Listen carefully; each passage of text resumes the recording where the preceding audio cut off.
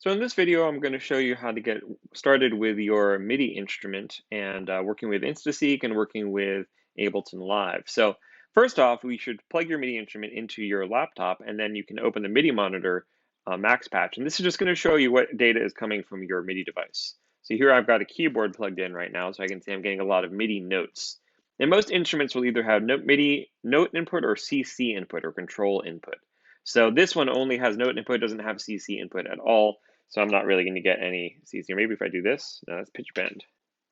No, there's a CC message coming in from this laptop, or from this MIDI instrument rather.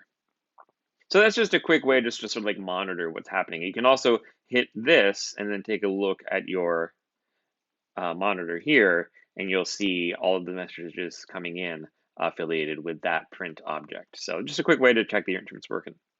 Over here in InstaSeek, we have a MIDI section over here. Just real quickly, we're not going to mirror MIDI to Ableton at all right now. And actually, before we do anything else, let's hop over to Ableton. Let's take a look at our preferences. Make sure your audio settings are correct. I'm using my Telestream is a screen cap audio driver, so I'm using that for my audio. Hop over to MIDI. This is my MIDI controller, Xbox X Key 25, and you want to make sure this is turned off. Now, if this is turned on, what's going to happen is my MIDI controller is going to send MIDI directly to Ableton, and you can see it happening down here. You also see this happening when you're using InstaSeek, because InstaSeek is also sending MIDI notes to Ableton. But we don't want to directly control Ableton with our X key right now. We want to just, or with our MIDI controller right now, we want to have our MIDI controller going to max, and then we can use max's functionality to do some things, and then we can forward that MIDI information back to Ableton. So we can turn that off, but you do need your MIDI driver here. So for a Mac OS, you'll use probably from Max 1. For Windows, you'll need to install a virtual MIDI port like Loop MIDI, and then make sure that that's enabled here. And then that's what's going to get the MIDI from Max into Ableton. Okay, so I'm going to go ahead and close the preferences. I've just got a blank Ableton file right now. This is like I just opened a brand new Ableton file. I want to talk through how to work with a couple of these different instruments and some of the basic functionality. So if I drag in a drum rack to one of the MIDI tracks, you'll see it pop up right here. And by default, there's no samples loaded in this. So I'm going to hop back over to Max, and I'm going to use a new functionality in Max, which is the freeze functionality. So I'm going to hold down a couple of notes on my MIDI control. Oh, I guess actually maybe we should talk back up a little bit. So your MIDI controller is going to send in MIDI notes. Everyone's MIDI controller should have some way of sending MIDI notes. And those MIDI notes are going to be mirrored right here. You can see it looks exactly right here as it does up here, right? Now what we need to do is we need to map those MIDI notes to our InstaSeek grid. And the easiest way to do that is just choose which MIDI note is going to be playing the Z key, and choose which MIDI note is going to be playing the A key. And then you have to decide, is your MIDI controller set up like a piano, or is it set up just in like a row of, like a grid of 8 rows?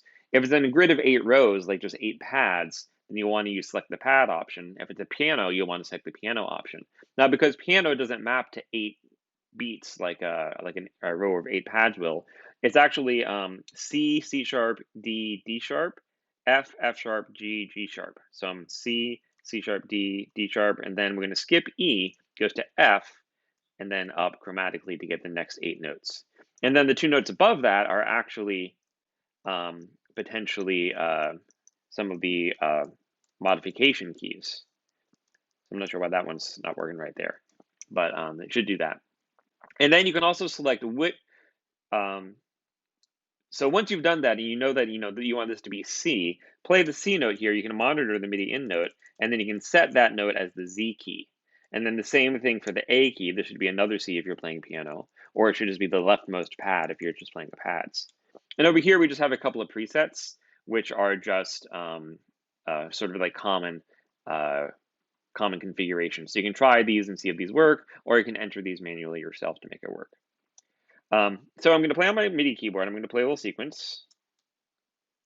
Let's see, make sure I'm on a keyboard layout.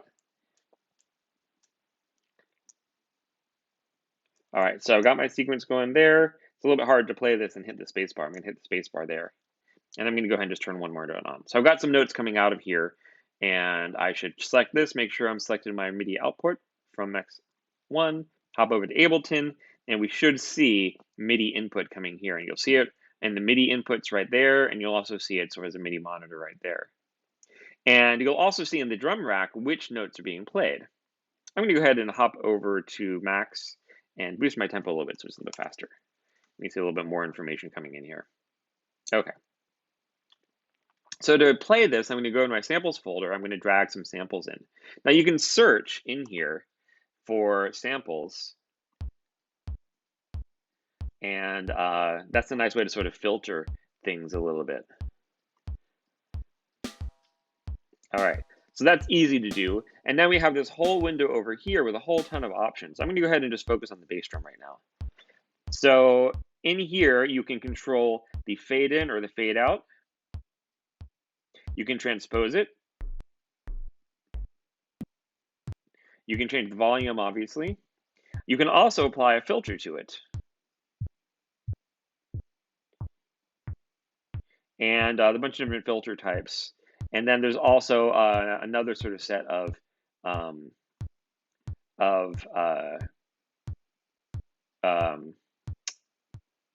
kind of envelopes over here that you can play around with. So that's sort of like a really quick sort of overview of some of the things you can play around with. Go ahead and just spend some time fiddling and sort of seeing what kind of effect these have. You can also just Google if you need to learn a little bit more about one of these. Like I'm not totally sure how the LFO works, so I'd have to Google to sort of see exactly what is it controlling. All right, so that's the drum rack instrument. Notice there's nothing in my instruments thing here because I'm filtering for snare. So I got to clear that before I can see this be repopulated. I'm going to go here to impulse. I'm going to grab one of these examples of impulse and drag it into the other MIDI track. Now notice that I'm going to hear this MIDI track and not this MIDI track because this red record enabled button is selected. So if I switch to here, I'll hear this. If I select this, then all of a sudden I'm just hearing this track. Now notice I'm seeing MIDI input, but I'm not hearing anything. And the reason why is that this impulse MIDI instrument expects this to be MIDI note 60. And if I go over to max, I can see that I'm outputting MIDI note 36 for this row. So if I change that to 60, I'll be able to hear that note. And I'm going to change this to 62. And then when I go over here, I can see the bass drum and snare drum playing. A bunch of other things that we can play around with this. We can play around with transposition and filters and decays, envelopes, and all this stuff. So just play around with that. It's kind of fun. Let's go and take a look at another instrument. So I'm going to go now to our instrument rack. I'm going to grab a mallet instrument, and I'm going to choose one I haven't used before. Let's try Bright Soulful. I'm going to drag it over here now. I can't drag it into an audio track, right? Because these are MIDI instruments we're working with. So you'll see that on this says you can't do that. I could replace these if I wanted to. I'm just going to create a new MIDI track by dragging that over there. Oof, I'm going to turn the volume down. I don't know if I'm so crazy about that. But anyways, so the thing about instrument racks is that you don't really have very much control over it. This is kind of a preset that has 8 macro controls. So, I mean, you can, you know, do some kind of manipulation of the sound, but it's maybe not as rich as some of the other things. And that's largely because we're using a light version of Ableton. If you have the full version of Ableton, you'll actually have access to more plugins. That's kind of the way that they do their tiers, is they just give you more sounds.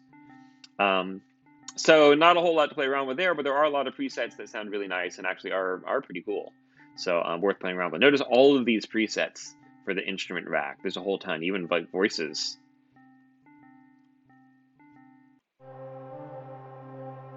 So, and then let's do our last instrument category, which is the simpler. And the thing about the simpler is that it's actually really, really similar to our drum rack. It's basically kind of the same. I'm going to zoom out of this, or zoom in rather, for this waveform. And you can sort of like pinch and drag your fingers together to zoom in and zoom out there. And you see a lot of the same controls. An attack decay envelope. There's again a filter right here. There's another envelope over here that's just showing the attack decay envelope. There's also a pitch envelope, but I'm not really sure how to transfer over there. Now you also notice that there are a couple of modes here. So one of the things about samplers is that you may want samples to play like lots of notes at once, or you might want a sampler to only play one note at a time. So the difference is, and you're not really going to be able to hear it because of the way that InstaSeek works. InstaSeek always sort of like defaults to a single note at a time. But you can put in a one-shot mode, which will only play one note at a time. I'm not sure why that decided to chop that note off so short right now. It might be something to do with the way that MIDI messages are coming in from Macs.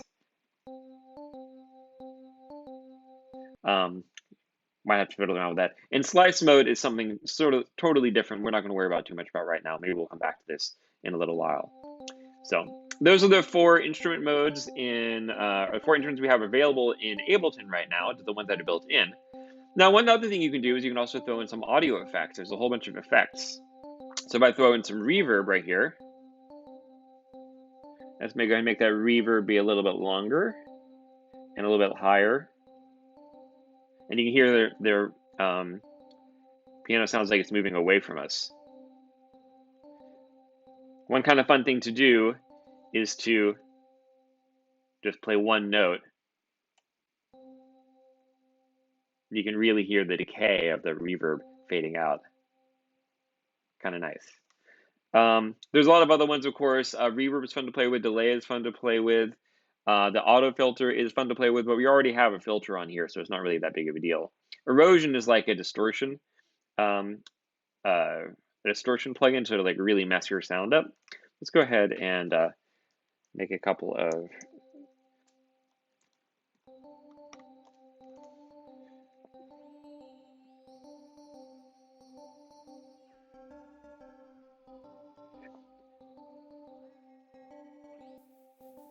to play with. Anyways, so that is a quick intro to that. Going back over to Macs, I don't think there's anything to talk about. This duration is outdated, so let's get rid of that. So notice that you got your input, your output. Oh, a couple quick things. The ratcheting works just exactly the same way as you'd expect it to.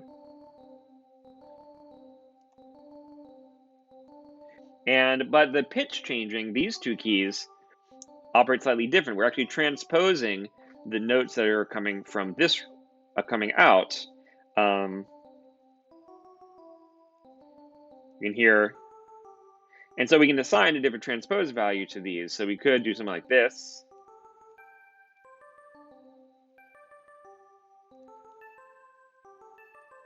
Which can be kind of fun. Notice that with freeze active,